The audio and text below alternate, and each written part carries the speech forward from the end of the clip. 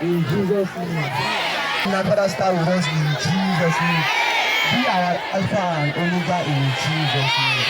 In Jesus' name, I can see the situation here to burn, but still we see us to follow some protocol. I would like every one of us to be on his feet, please.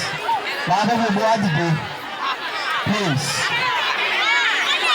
Please. So, we have to respect our country. So by reciting national anthem, we're going to 1, 2, 3. 1, 2, 3.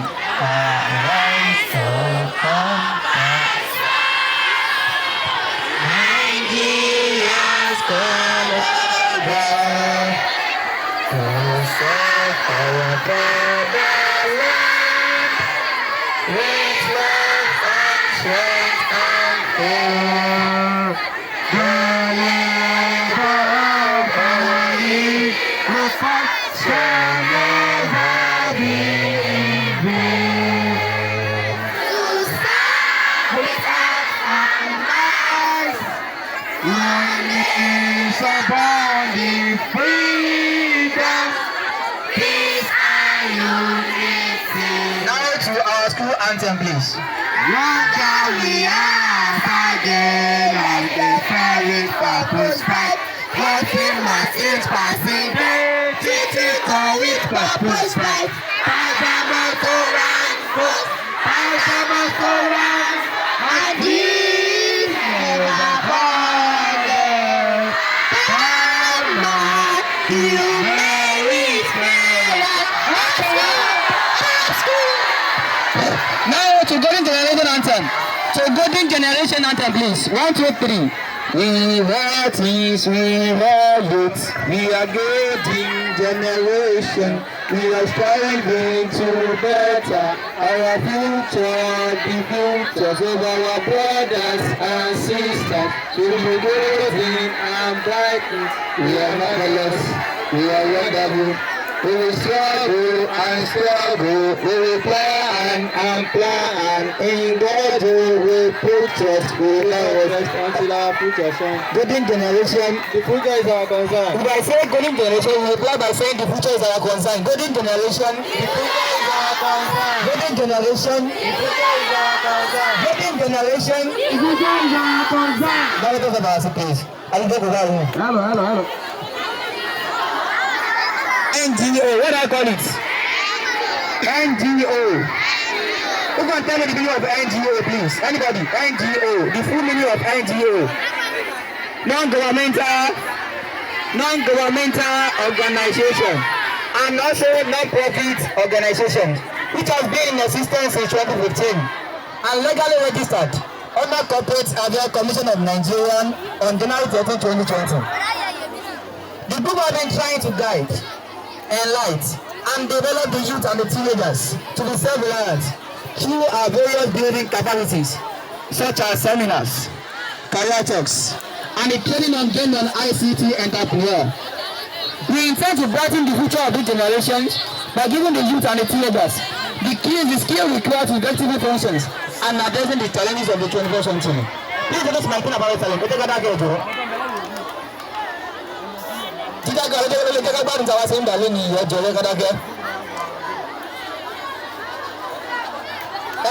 I would like to call one of our brothers here today to come and tell us the aims and objectives of this group. Within the 5 minutes, please. Mr. Baruch Adebayo, please. Welcome to the program. Good day to you all. Off school.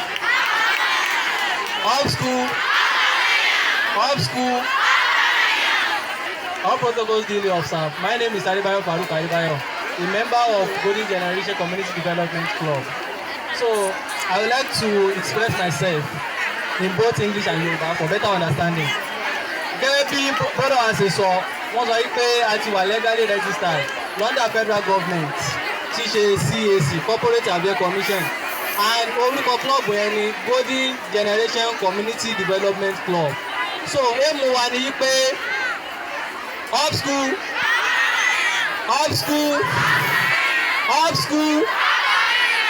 So èèmù wa ni pé ìgbà tí a wọ àṣẹ analysis bí environment wa bí ó ṣe rí, a rí wípé there are a lot of social crises tí wọ́n jẹ́ wípé a gbọ́dọ̀ kọ́ọ̀bù tó yẹ pé tàbá kọ́ọ̀bù àwọn social vices yìí gbogbo wa ló máa jọ affect so ẹ̀ la fi wá mú èmù wa jáde wípé la fi wá mú èmù wa jáde wípé a gbọ́dọ̀ up school. Change it. Up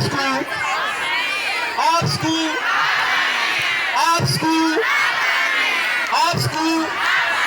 So lágbá mú èmù ajá rẹ̀ wípé a gbọ́dọ̀ kọ́ọ̀bù àwọn social vices yìí tó ti jẹ́ pé ó ti rampant ní society wa tí ọba tábà fẹ́ jẹ́ wípé gbogbo wa ni a kó bá. So lára àwọn èmù wa ni wípé to build youth and teenagers for humanity. Tá a bá sọ wípé youth and teenagers gbogbo wa yìí ni à ń pè ní youth àbí tani kò tí pé 13 nu gbogbo wa tani ò tí pé 13 tani ò tí pé 18 years tani ò ti ju 19 years lọ. So àwọn ayé làwọn bá yí pé kí ó tó di wípé àwọn wà bàjẹ́ yìí a máa wà á náà lára kí á tètè kọ́ bẹ̀ kó tó di wípé àwọn àbúrò wa náà máa wu irú wà báyìí. So gẹ́gẹ́ bí mo ṣe sọ wípé èmù wa ni láti build the youth àti teenagers for humanity kí á lè bá wúlò fúnra wa fún society wa àti fún agbègbè wa nítorí ẹni tó bá wúlò fún ara rẹ̀ ló máa wúlò fún society ẹ̀ ló máa wúlò fún orílẹ̀-èdè wa in general. So rísí tí a fi wá bí gẹ́gẹ́gẹ́ òun ni wípé àwọn òwò àbájá kan ó ti kọ́ mọ̀gàn ẹ wípé at this 21st century àwọn gẹ́gẹ́ náà ń bá wa jà báyìí. So àwọn ìyẹn ni wọ́n máa bá wa sọ̀rọ̀ ilé lórí nítorí wípé àwọn tí wọ́n ti ń hù àbájá yìí wọ́n ti fẹ́ jẹ́ kí àwọn náà máa hu àwọn wàyí. So mo ti believe wípé tí ẹni tí wọ́n máa fún wa ní lecture tí wọ́n bá bá wa sọ̀rọ̀ tán àwa náà á rí i pé a máa change nítorí wípé àwọn òwò àbàjẹ́ yìí àwọn tó bá ti wù wọ́n á withdraw àwọn tí wọ́n bá ti wù wọ́n á sì mú ọkàn wọn kúrò níbi pé kí àwọn náà lọ́jọ́ ẹ̀. wọ́n fẹ́ kí everybody kí á wà ní last attention kí á fún ẹni tí wọ́n máa fún wa ní lecture ní attention nítorí wípé gbogbo wa báyìí we are all students and ẹ̀rí wa rí nígbà for the first time ní wà lélẹ̀ so kí alibà gbọ́ ọgbọ́n tí wọ́n fẹ́ sọ yé tó sì lè bá wúlò fún gbogbo wa òun náà ni a máa wá sọ so I would like to hand over to you. So thank you very much. The aims and objectives of the group láti bẹ̀rẹ̀ ẹ jẹ́ lẹ́ka dákẹ́ tó tó di pé máa wé kọ́ọ̀mù ẹni tó bàbá àṣọ lé nìyí tí ẹ̀ bá dákẹ́ lè gbádùn dáná fún mi lé nìyí ẹ jẹ́ dákẹ́. Those of us that are at the back, please let us maintain our perfect silence, please. Lẹ́ka dákẹ́ ọ̀jọ́. Ẹni tó máa fún ẹ lẹ́kṣọ̀ lónìí yìí that is the president of this club. That is the president of Golden Generation Community Development Club. In person of Mr. Jimoh Lawal Akinlabi, I would like to welcome you to the program now. Mr. Jimoh Lawal Akinlabi, you are welcome to the program, sir.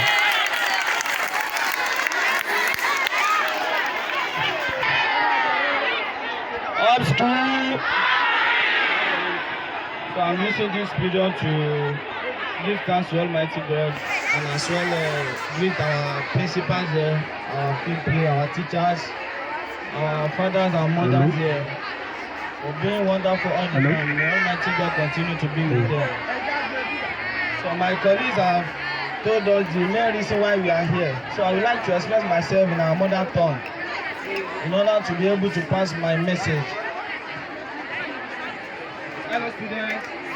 I'm not talking here now. So now, ohun tí ó gbé wa wá ibi báyìí, ó ní wọ́n ti sọ fún wa. Gẹ́gẹ́ bí wípé àwọn ìwà kọ̀ọ̀kan bẹ tí ó ti common láwùjọ wa. Tó bá jẹ́ wípé tá bá ti ń mention àwọn ìwà yẹn nísìn, gbogbo wa náà a máa gbọ́ àwọn oríṣiríṣi ìwà yẹn. Tó sì jẹ́ wípé àwọn ìwà yẹn léwu fún ọjọ́ ọ̀la wa.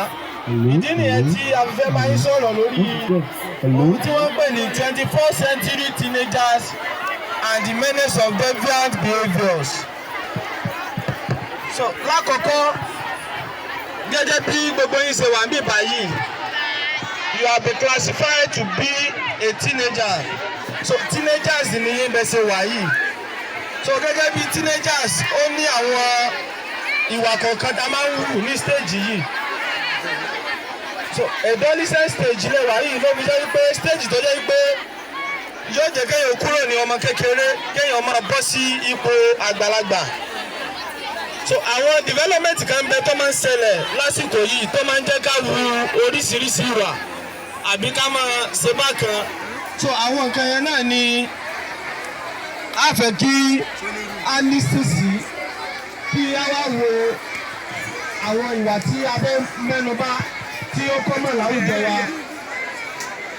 So gẹ́gẹ́ bí teenagers píríọ̀dù yìí ni a máa ń ṣe experiment behaviour, a máa ń dá àwọn oríṣiríṣi ìwà la máa ń dé wọn wù.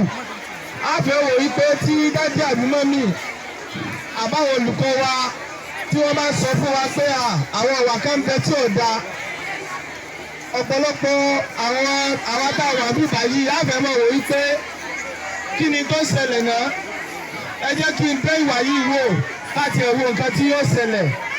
So ló fi mú wa débi wípé a máa ń ṣe kí ni, a máa ń wu àwọn oríṣiríṣi ìwà tó máa sọ fún wa káwọn ṣẹlẹ̀ á wò pé ẹ jẹ́ ká ṣe wò ká wo àwọn nǹkan tí ó ṣe kí ni, ká wo ohun tí ó ṣẹlẹ̀. So píríọ̀dù yìí la máa ń experiment behaviour.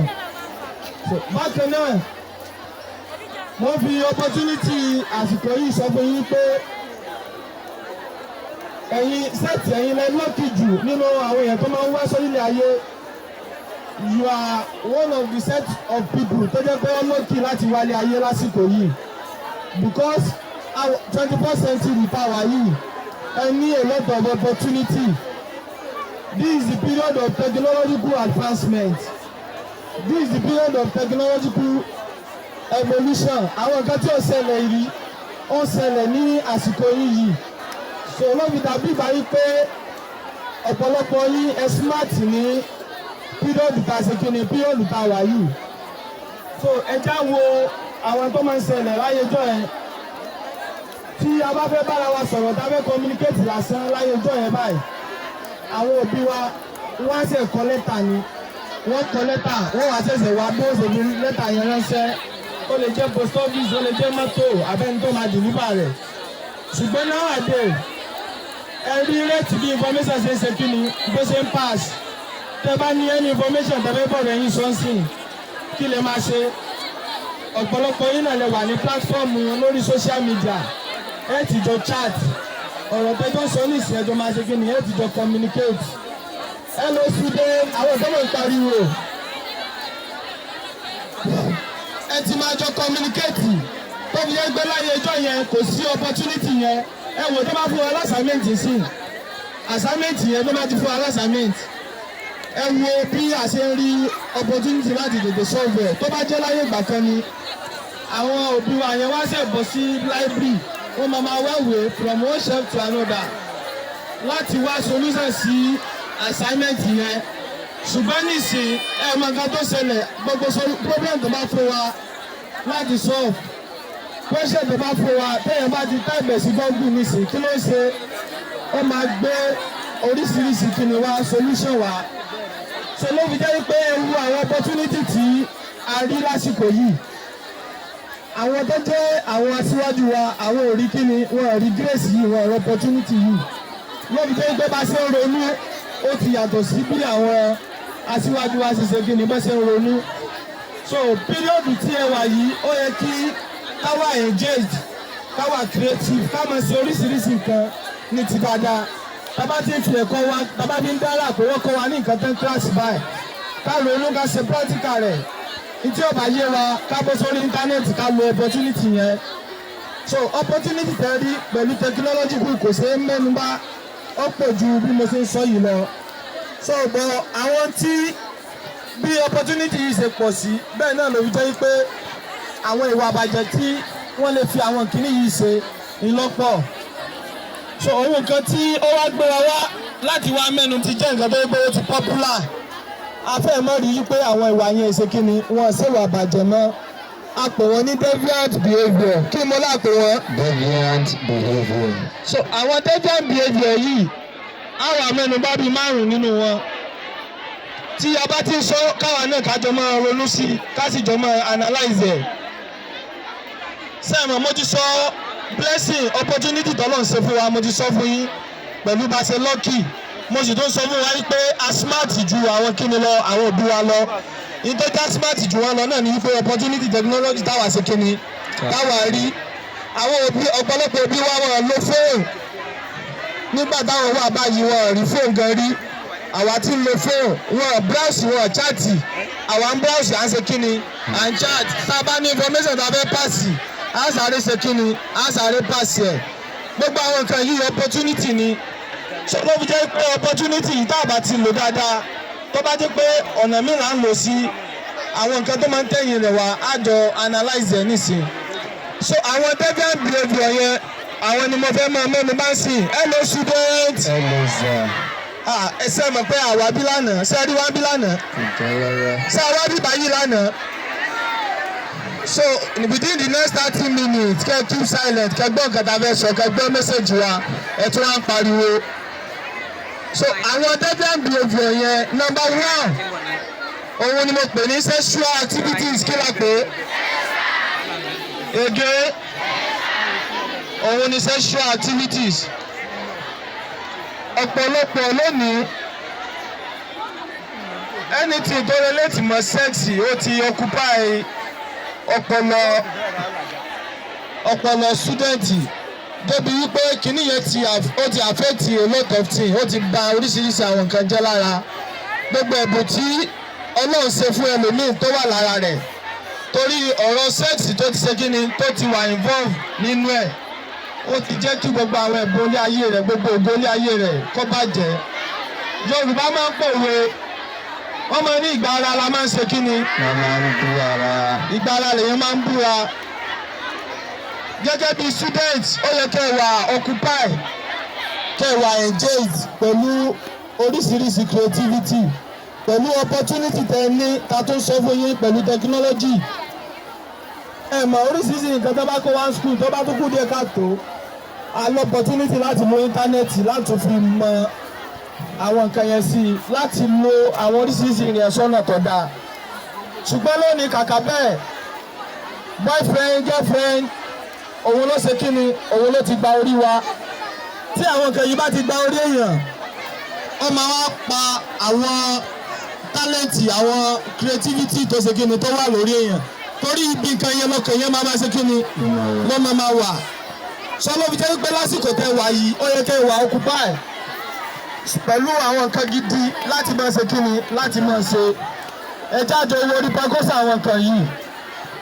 gẹ́gẹ́ bí tó bá jẹ́ obìnrin tí wọ́n bá ṣe ìlànà òde lẹ́mù kan tó bá di pọ́ doyún sẹ́ẹ̀mọ́túmọ̀ rẹ̀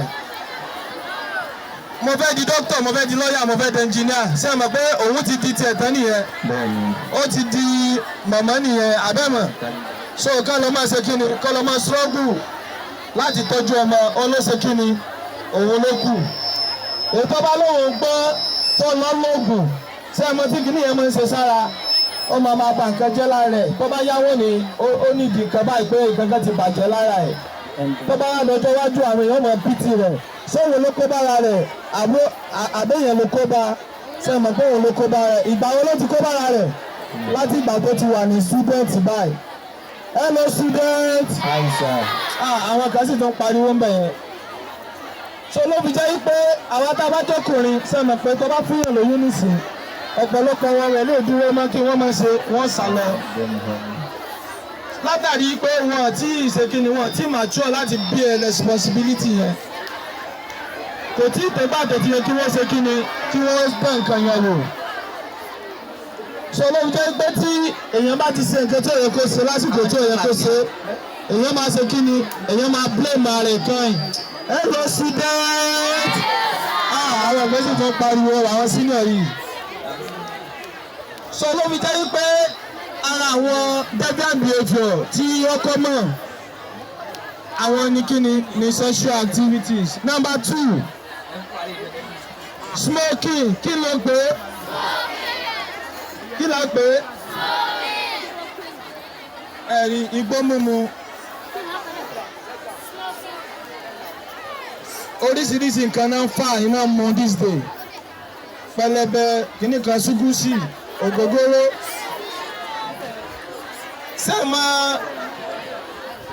sáàmà rí pákọ́sà àwọn nǹkan yìí kí ni rí pákọ́sà gbómùmù ta ló lè sọ fún mi kí ni gbómùmù máa ń ṣe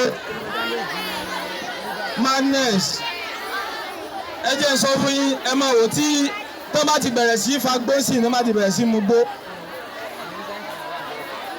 ọpọlọ wọn máa yòrò díẹ̀díẹ̀ lọ́ọ́ fi jẹ́ pé sẹ́m àwọn ẹ̀gbọ́n wa tí wọ́n wà nílé tí wọ́n mú àwọn brothers and sisters wa àwọn ẹ̀gbọ́n wa tó wà nílé tí wọ́n mú yẹn tó bá ti mú díẹ̀díẹ̀ ìwà tí wọ́n ewu sí wa tẹ́lẹ̀ bóyá àjọ máa ń sọ̀rọ̀ ọ̀nà máa tẹ́lẹ̀ tó bá ti yá wọ́n kàn mọ́ jágbe mọ́ wa ni sẹ́mo oríṣìí tàbí wá bíbà yìí oríṣìí tàbí wá ni wípé àwa bá yín sọ̀rọ̀ gẹ́gẹ́ bí ẹ̀gbọ́n sábúrò ọ̀rọ̀ tá a ráàyè sọ nígbà tá a ṣe kíni ìgbà tá a wà nínú ilé ṣùgbọ́n the best place láti ṣe kíni láti bá yín sọ̀rọ̀ ńlá fi wò pé schools la fi ń lọ from one school to another.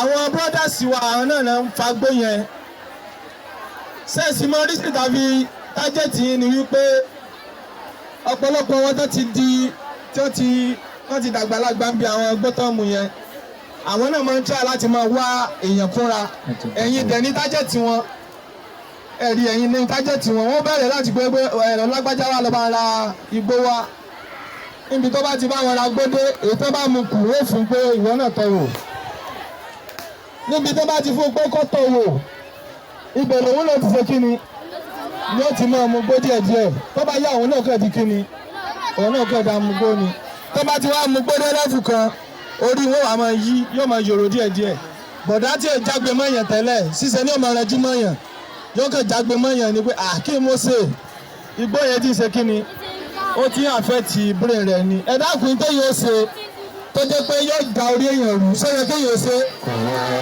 ìdé yóò ṣe tí èyí yẹn lórí sóyẹ kéèyàn ṣe so ló fi jẹ́ pé tí àwọn brothers wa yẹn tí mò ń sọ tó bá fẹ́ rán wá ṣe nílé tó bá jẹ́ gbé wọn fẹ́ rán wa àbógógóró ẹ sọ fún wọn pé broda tẹ bá ní sẹ́mi tẹ́ ràn mí máa jẹ́ ṣùgbọ́n igbó èmi ò ní lè bá yín ṣe kí ni ìní lè bá yín ra gbó látàrí pé ẹ̀yin nídìí láti protect ọjọ́ ọ̀la yín ẹ nídìí láti ṣe kí ni láti secure future yín kọjọ́ ọ̀la yín ó lè ṣe kí ni kó lè dáa gbogbo àwọn nǹkan tẹ́rí tó máa ń ṣẹlẹ̀ yẹn ibì kan ló ti máa ń ṣe kí ni ló ti máa ń bẹ̀rẹ̀ àti ibi díẹ̀díẹ̀ náà wọ́n ti máa mú yàn wọ́n mọ̀ tẹ̀yàn díẹ̀díẹ̀ títí téyàn fi ṣe kí ni téyàn fi tí àwọn ọ̀wà yẹn fi ṣe kí ni tí ó fi mú yàn wọlé tí ó fi pọ̀ lára èèyàn ọlọ́run ní jẹ́ orí gbogbo wa ọlọ́run ní jẹ́ kí á yí lórí.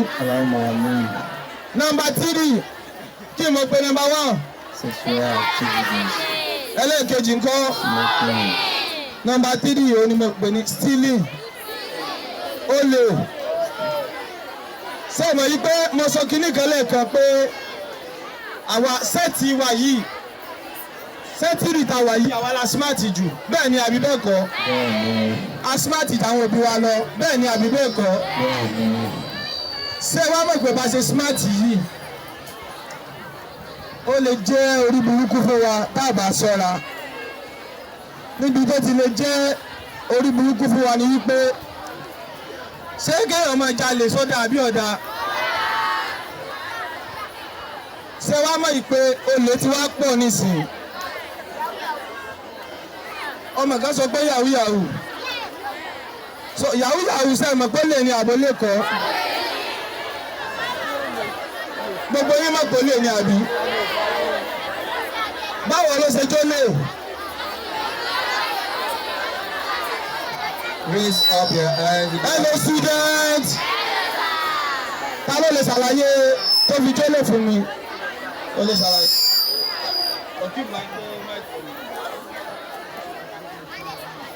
Technology wa tó ti bright ju ti tẹ́lẹ̀ lọ. Wọ́n pa àwọn èèyàn lẹ́kúnjayé ni. Ó di méjì.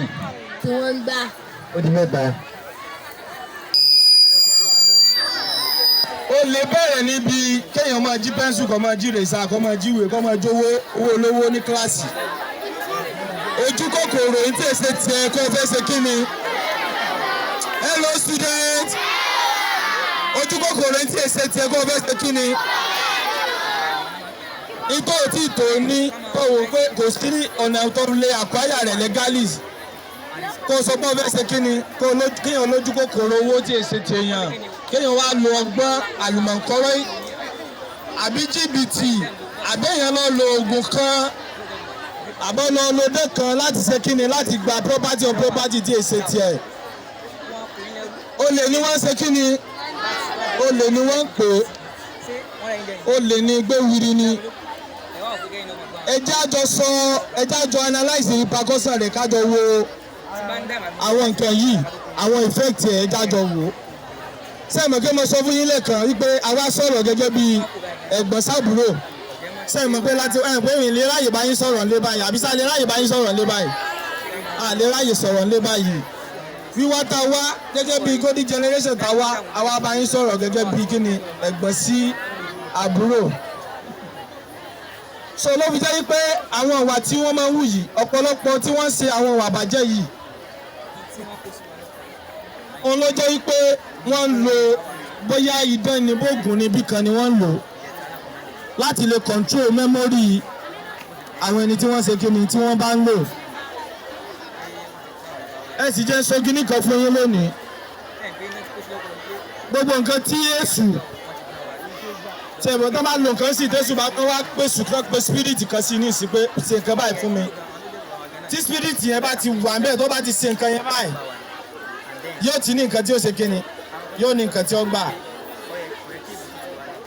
ó wà lè dọjọ́ iwájú ẹni tẹ́ ń wò yí pé lágbájá ti kọ́lé ra mọ́tò ó ti sáyé lọ wọ́n lè lọ síìkì pé ntí yóò fi wò sàn báyìí gbogbo property tó lóhùn nìyẹn wọ́n wá tà kò ní ka mọ́ ẹlòmíì ò ya wèrè látàrí tí wọ́n ti lọ ṣe kíni tí wọ́n ti lọ tójú bọ̀ ó yẹ ká máa béèrè question kan pé gbogbo àwọn tó délé ayé báyìí nìsín kò ṣẹ̀ṣẹ̀ bẹ̀rẹ̀ nìsín ó ti bẹ̀rẹ̀ ti pẹ́ wọ́n ti bẹ̀rẹ̀ for the past 20 years 10 years ẹ jẹ́ àwádìí àwọn tí wọ́n ṣe ń gbà yẹn níbo ní wà lónìí lóbi tó yí pé ẹ̀mọ̀ kí mo sọ yí pé àwọn la smart jù generation wa yìí kí mo lá ṣe a smart dákú báyìí so lóbi tó yí pé bá ṣe smart yẹn ọlọ́mọdé jẹ́ kíni mo ní kọ́ ọlọ́mọdé ọjọ́ orí burúkú fún kíni táàbà tí wá sọ́ra táàbà ti sọ́ra ó lè fún wa torí gbogbo nǹkan táàbà ti wò pé à ń tojú bọ̀ mo sọ nígbà mo ṣe bẹ̀rẹ̀ ọ̀rọ̀ wípé stage yìí la máa experiment behaviour ẹ jẹ́ sọ fún yín tó máa ń sọ fún ọmọ náà ni pé internet fraudster tí wọ́n ṣe yahoo yahoo kankan ò dáa èmi ò sọ wípé kí ni wọ́n lówó lọ́wọ́ bá ti lówó lọ́wọ́ ẹ jẹ́ ṣé kí n tiẹ̀ wọ́n jẹ́ ṣẹlẹ̀ tó bá ní kíní kan yóò ní pé ṣáàjì ẹ̀jẹ̀ ṣe ná sọ látàrí pé stage tẹ wà yìí stage experiment ni àwọn tó ti ní experience àwọn ọmọ sọ fún yín dádì mọ́mì àwọn ẹ̀gbọ́n àwọn teachers wa pé ìwà yóò ṣe kí ni ìwà yóò dà àwọn ọmọ wòye pé kí ló fẹ́ ṣẹlẹ̀ ẹ̀jẹ̀ ìjà ṣe wò so tábà tí wàá sọ́ra téèyàn bá ti lọ ṣe kí ni tó bá ti lọ ṣèṣekúṣe ojú rẹ̀ ó rí kí ni yóò rí rìbúrì àsìkò yìí ó yẹ ká wá bí a ṣe acquire knowledge ká ṣe acquire skills tó máa wúlò fọ́jọ́ ọ̀la wa kìí ṣe láti sáré owó kìí ṣe láti máa ṣe kíni láti máa ṣojú kòkòrò owó tá a bá ti tàti sí lójú kòkòrò owó èèyàn padà jalè náà ni ọ̀pọ̀lọpọ̀ lónìí ojú kòkòrò ló sún wọn débẹ̀ wọ́n ti wá débi tí wọ́n ti ṣe kíni tí wọ́n ti bá èṣù jẹun tí wọ́n ní lè padà mọ́ yóò mọ fún ẹlòmíì bí gbàgbọ́ bá ṣe mọ́ kò ní lè ṣe kíni kò ní lè padà mọ́ àwọn aṣọ yìí fún yín nítorí àwọn tí àwọn ẹ̀yin àbúrò wa tẹ́tí ń ṣe àbáwọn tí ó gbé wọn tí mo ṣe kí ni wọn tí mo ṣe tí wọ́n fẹ́ máa pè yín pé kẹ́ wá ṣe nǹkan báyìí èèyàn máa ń ní sùúrù ẹ wo àwọn olùkọ́ wa ẹ wo àwọn ọ̀gá wa wọ́n rọra fi sùúrù ṣe kí ni wọ́n fi ṣẹlẹ̀ ayé wọn ẹ wo àwọn pẹ́rẹ́ǹtì wa wọ́n fi sùúrù ṣe kí ni wọ́n fi lóye ìlọ́jọ́ wọn fi pẹ́ tẹ bá ń gbọ́ pé níṣẹ́ ẹlòmíì ẹ mọ̀ pé níṣìṣì ẹlòmíì ò yà wèrè yọ̀ǹbọ̀ ẹlòmíì kan sànkú wọ́n gbọ́ pé kú dànù ẹlòmíì ọkàn síkì kọ̀ọ̀kan ní gbádùn wọn máa gbé káàkiri so látàrí kíni látàrí tí wọ́n ti tọwọ́ bọ̀ tí wọ́n ti tojú bọ̀ so kí mo pe ẹlẹ́kẹta náà àwọn dẹ́gbẹ́ àgbègbè kí mo pe stealing kí mo pe number 1 sexual activities number 2 ńkọ́ smoking ẹ̀kẹta stealing ẹ̀kẹrin òun ni cultism kí mo pe sáàmà tí ń jẹ́ bẹ́ẹ̀ ẹgbẹ́ òkùnkùn ẹ jẹ́ sọ nǹkan fún yín lónìí àwọn ẹgbẹ́ òkùnkùn ẹgbẹ́kẹ́gbẹ́ ti pọ̀ láàrin àwọn ọmọ wẹrẹ báyìí láàrin àwọn student ìta àsọlẹ̀ ìkọ́gbọ́n ọmọ tó ń jalè tí wọ́n ṣe yahoo yahoo wọ́n ti ṣe kọ́ọ̀tì mọ́ wọ́n ti ní gúrúùpù tí wọ́n belong sí táwọn ṣe kíni táwọn ṣe ẹgbẹ́ òkùnkùn wọ́n ti wá ní májẹ̀mú wọ́n ti ní nǹkan tí wọ́n fún wọn pé wọ́n gbọ́dọ̀ ṣe báyìí píríọ̀dù báyìí sáde nǹkan báyìí lọ́ọ́ gbọ́dọ̀ ṣe tó bá fẹ́ kúrò wọn ò ní lè kúrò ń bẹ́ẹ̀ wọn ò ní ní fírídọ́ọ̀mù fún gbèsè ayé wọn gbogbo tó bá rí tí wọ́n ní wọn ní fírídọ́ọ̀mù wọ́n dá àwọn kan ni wọ́n wà tí wọ́n gbọ́dọ̀ ṣe nǹkan kan tí wọ́n gbọ́dọ̀ ṣe àwọn kankan látàrí pé wọ́n rò fáwọn fẹ́ lo gbèsè ayé káwọn ọmọ náwó káwọn ọmọ jayé wọ́n fi wá lọ fira wọn sínú bandage tí wọn ò ní freedom for life. so ló fi jẹ́ pé gbogbo àwọn nǹkan tó máa ń gbẹ̀yìn àwọn activities pé nǹkan báyìí ó léwu mọ nǹkan gbogbo yín ẹ gbọ́dọ̀ ní skill kan skill tẹ gbọ́dọ̀ ní òun ni pé ẹ gbọ́dọ̀ ní ability láti ṣe no kí mo pé ẹ gbọ́dọ̀ ní courage láti ṣe kíni láti ṣe no tí ẹgbẹ́ yín bá pè yín pé wá ṣe nǹkan báyìí wá ṣe nǹkan tó bá ti mọ̀ pé ọ̀dà sọ fún pé èmi ò ṣe kíni tó bá jẹ́ nǹkan dáadáa ló pè mí sí pè mí ṣùgbọ́n tó bá ti jẹ́ pé nǹkan báyìí ló fẹ́ pè mí sí o gbọ́dọ̀ ní courage láti sọ pé kíni láti ṣe no pé èmi ò ṣe kíni èmi ò ṣe ó jẹ́ lẹ́ẹ̀kẹ́lẹ́ ẹlẹ́ẹ̀karùn-ún tí màá fi parí rẹ̀ báyìí òun ni examination malpractice kí ló pé examination malpractice. sáàmù tí ń jẹ́ bẹ́ẹ̀ examination malpractice sáàmù tí ń jẹ́ bẹ́ẹ̀ sẹ́ẹ̀mọ̀ yìí pé examination malpractice sẹ́ẹ̀mọ̀ pé o lè.